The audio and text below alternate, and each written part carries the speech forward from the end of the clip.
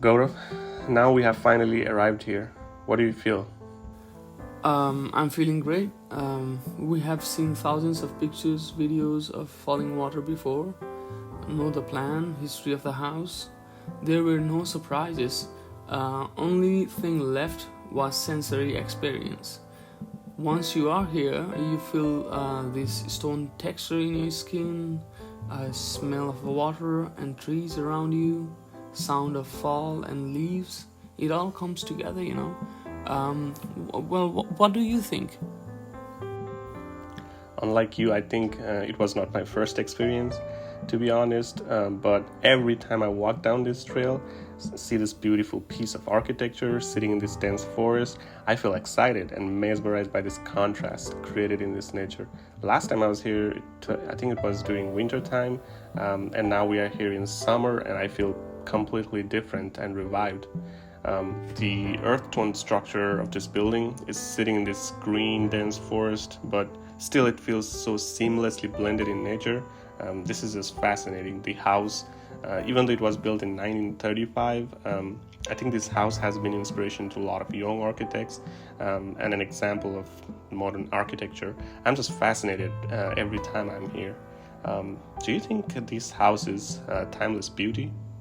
Yes, because nature is a timeless beauty. In the early 20th century, when it was built, the aesthetic of furniture, big beams, and cantilevers were a modern architecture approach.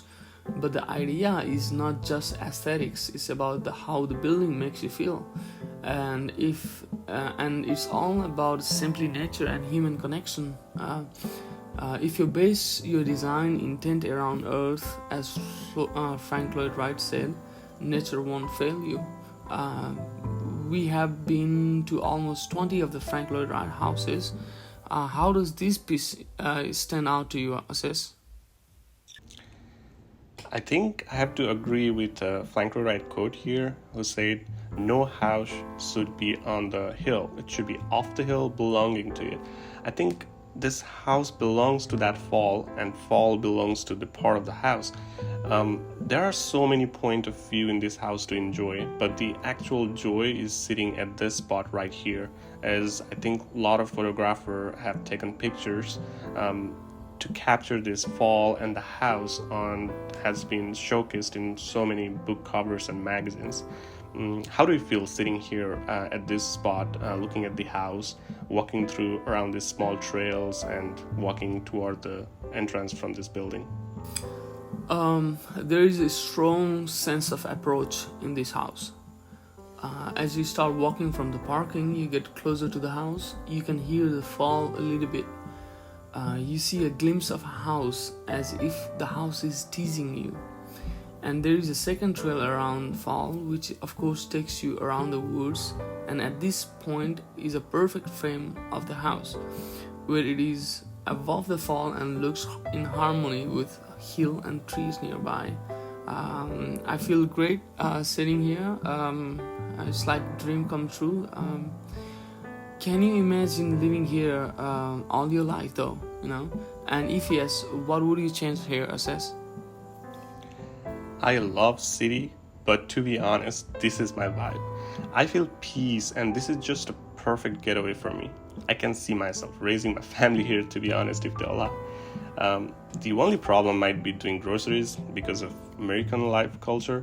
But I can spend all day sitting in this balcony doing meditation, enjoying my morning coffee, listening to my favorite music, or just hearing this natural sound of fall, wind, trees, and birds around.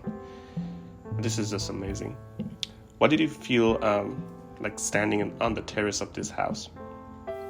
Terrace was a beautiful spot and feels like you are in the center of everything. You see the entrance bridge where people are approaching the house. On the back there is a living room and woods in every direction.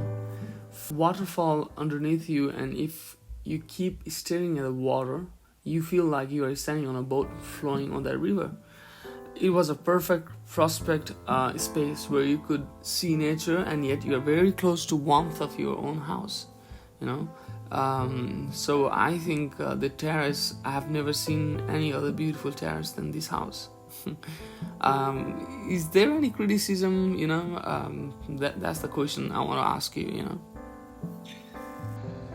I might be too small to make any criticism for this masterpiece, but one thing after I visited here and experienced being here is I really hoped Fallingwater would have thought about longevity of this building with careful consideration of water intrusion, because it is costing millions of dollars to maintain and preserve this building, which I think is worth it for this building, but it is a huge unnecessary expense to have. One other thing I noticed is maybe the people in 1900 were small in height, I don't know, but ceiling height were too small for this timeline, and rooms felt cozy. Perhaps his intention was too strong to capture the nature through the window with low ceiling height, so that the user eye could, to direct the user eye level straight out to the window and enjoy the nature. What do you think? What about you? Do you have any? I think there is a big lesson for all the architects here. If you build something this beautiful, people will preserve it at any cost. You can make it very functional, conceptual, low carbon emitter, sustainable, any of that thing. And if it is not beautiful, people won't, keep this house in their heart. I think the lesson is we have to make a beautiful house that will touch people's heart. Well, let's move to the other part of the house, which is guest house. What do you think?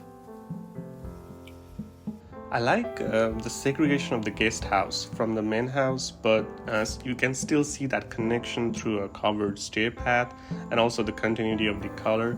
The guest house seemed generously designed actually, with a lot of indoor and outdoor spaces, such as patio, pergolas, and pool, which you can see on the back.